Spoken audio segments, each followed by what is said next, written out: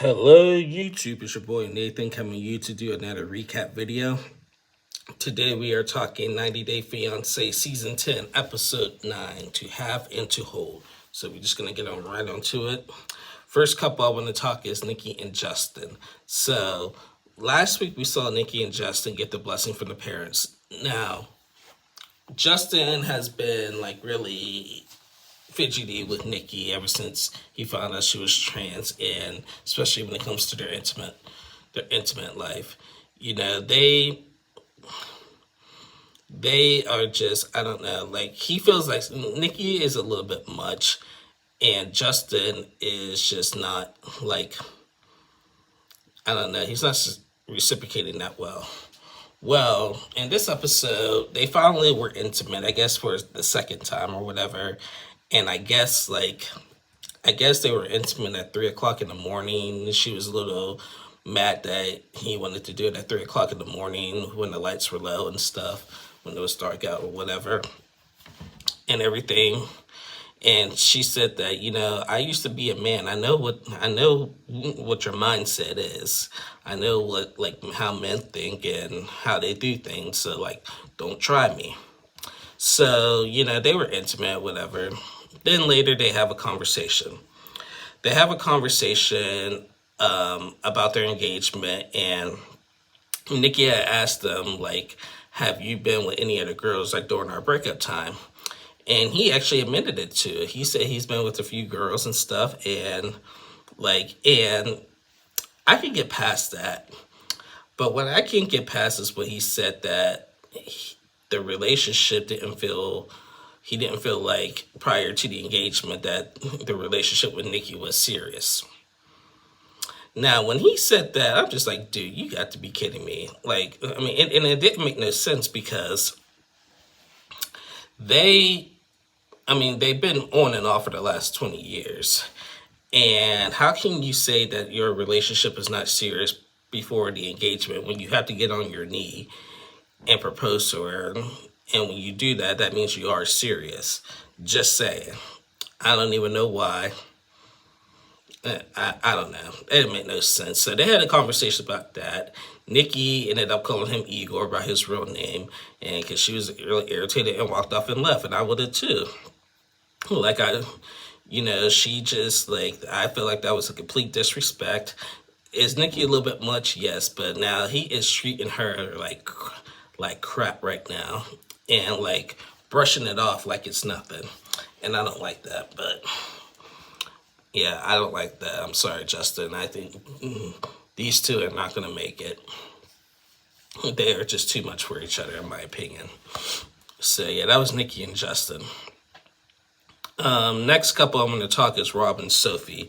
So Rob and Sophie, they first go out to the bowling alley, meet up with Rob's friend Tarai and this other guy and everything. They go bowling, have fun. Tarai brings up the conversation about the provocative pictures and videos that Rob didn't tell him about and everything. Tarai asked Sophie, like, why are y'all going through each other's phones? That ain't good. And then when Sophie told him about what happened, he's like, Tarai was just like, dude, Rob, you're supposed to tell me this stuff. Like, I formed an opinion, but not knowing that and everything. And then Rob got all defensive and everything. Why do I have to tell everything? He just got like really upset, really defensive and everything. It wasn't a fun outing. So later, Sophie gets on a video chat with one of her friends, and she tells her friends what happened. But her friend had suggested to Sophie that she tells Rob that she is bisexual.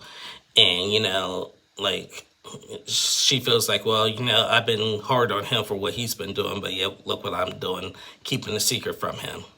So that leads to the conversation to Sophie to tell Rob that she's bi. And she had like a little meltdown. She was like, she started crying and everything. He went to get check on her, like, what's going on? And she flat out just said, I'm bi. I am bi. And Rob was like, you're bisexual? Like, I can't believe this. And we kind of left off at the cliffhanger on that, which was kind of ridiculous. I'd rather had gotten answers right then than just seeing a lot more of Nikki and Justin, in my opinion. So yeah, so we'll see next week how Rob really takes the news of Sophie being bisexual and everything. But I don't know, his looks, he looks really like, and judging by the previews, it looks like he's gonna like play it off like he could go be a player and stuff. And yeah, until next week, I don't like what I see. So until next week, I don't know about that. So yeah, that was Rob and Sophie. Next couple I want to talk is Nick and Devin. Nick and Devin. Me. Nick. All right, they're in Memphis. They're about to take a 2 hour. They stayed in Memphis after getting in from Korea, and they decide to finally head back to Searcy, Arkansas. Now Nick is really nervous about living in this city in Arkansas because he said there's no Korean cultural, and there's a lot of racism. So the next they get into town and settle in for the night. Then the next day, Devin takes him out on a walk around town, shows them everything. They seen this Confederate soldier and everything, and then they said there was a store called White something, and Devin said, "Oh, that store has nothing to do with skin color." Yeah, okay. Yeah, okay. I seen towns like that and everything. I'm like, yeah, okay. So yeah, Nick is kind of concerned about that and everything. So then later we meet up with more of Devin's family and friends and stuff, and they had like a little bonfire, a um, little little picnic in the yard and stuff. And they asked Nick, well, "What do Koreans think of Americans?" And this dude does not understand this. Now, and when we first met Nick and Devin, we found he likes to call Devin piggy and stuff, and she doesn't get offended by that. So in this episode, when he was asked what the Koreans think of Americans, Nick had the nerve to say they think Americans are all fat and they eat greasy food. And then he turned to Devin. He was like, "Wonder why you're picky." And everybody was just like, "Whoa, what the heck?" Whoa, Nick does not understand calling somebody piggy here in America is offensive. You know, I mean, I do know, like in Korean culture, actually a lot of Asian cultures, they think of Americans as big and fat and everything, but they don't understand the offensive terms of it and how that some people are fat and are really insecure when it comes to their body like that. Now, Nick, and then when he turned to say to his fiance, "Oh, wonder why you're picky," and she was just like, "You can't say that," and everything. That was just wrong, and he needs to really he worried about the racism there, but he needs to watch his mouth too. I was team Nick on going to that hometown, but he needs to watch his mouth when he calls somebody piggy.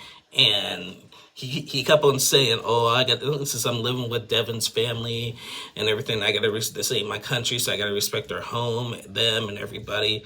Well, dude, practice what you preach. Practice what you preach. Just say. So yeah, that was Nick and Devin. Next couple I want to talk. We met a new couple in this episode. His name is Sam and Citra. So we met Sam and Citra. Citra is from Indonesia. Her and Sam met on a dating app and everything. We met Sam. He lives with his dad. He stays in his car a lot because he has a job where he goes back and forth and works a double shift a lot. Sam said he had a rough past growing up. He was on drugs. He relapsed a couple times. I think he's been in jail. Been in jail too over that and everything. And yeah, it just wasn't good for him in his early years. He said he spent like 10 years clean. Some days it's really hard and stuff.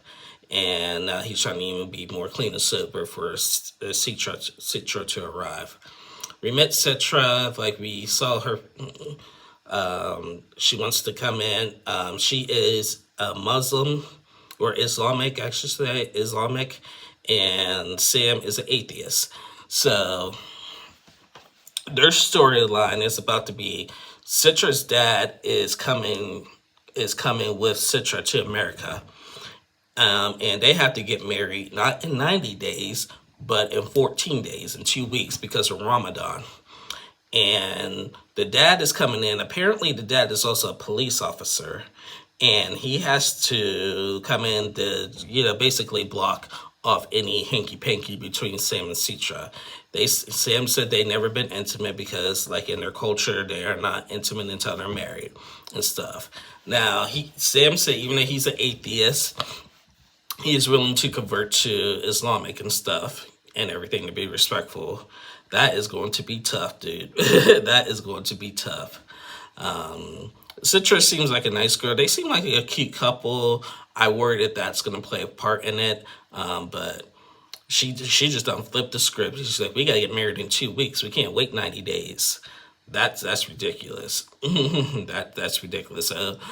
Someone said on Pillow Talk, this is going to be the craziest 2 weeks ever that we have ever seen on 90 Day Fiancé. So I think that's probably why they put in Sam and Citra in now, because they got 2 weeks to get married and stuff. So we shall see, because in Ramadan, I guess in Ramadan and Islamic culture, you cannot do anything. You cannot sin at all.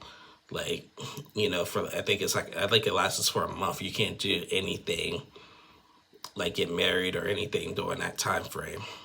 So I gotta do more research about Ramadan. We've seen it with other couples, with Danielle Muhammad, Rebecca and Zia and stuff, like where Ramadan had to affect the 90 days and stuff. So yeah, with all those couples doing that, it's always perfect timing too. They're always getting in America at the time of Ramadan. Perfect timing there. Just saying. So yeah, that was Sam and Citra. I'm looking forward to seeing more of their journey. And next couple I'm going to talk, Ashley and Manuel. They're my fast forward couple. She said something about, she said something in Spanish that Manuel likes to say, that you talk too much or whatever. I'm sorry, guys. Ashley and Manuel, they're just not, I say this every week, they're just not cutting it for me. And there's nothing much to say. Like, she's always, it's always something. She asked them, hold on a sec, guys. Okay, sorry about that, guys. So she asked him, do you want to marry me or not? And he said yes, but I don't know. They're just like, she's always complaining about something with him. It's always something. So I don't know.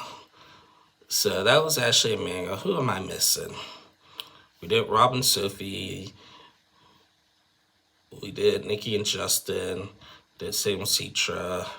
Did Nick and Devin. Did Ashley and Manuel. We did not see Gina and Jasmine or Clayton and Annalie in this episode. So yeah, that's all the couples. So yeah, guys, that was that episode. I don't know. This season it's just not cutting it for me. It's just not cutting it for me. Like for the 10th season of 90 Day Fiancé, it's just not cutting it. Last season, on season 9, that was a great season. I had fun last season when I first started doing these recaps on season 9 and 90 Day. All them couples were interesting. Even the couple ones I didn't like. All of them had, like, it was more love with all those couples last season. And it wasn't so much arguing, or so much weirdness going on like it is this season. So that's that. Anyway, guys, that is the end of my review. Please like and subscribe to my channel. I'll be back on tomorrow to recap 90 Day Fiancé The Other Way Season 5 tell-all. I cannot wait to see this tell-all.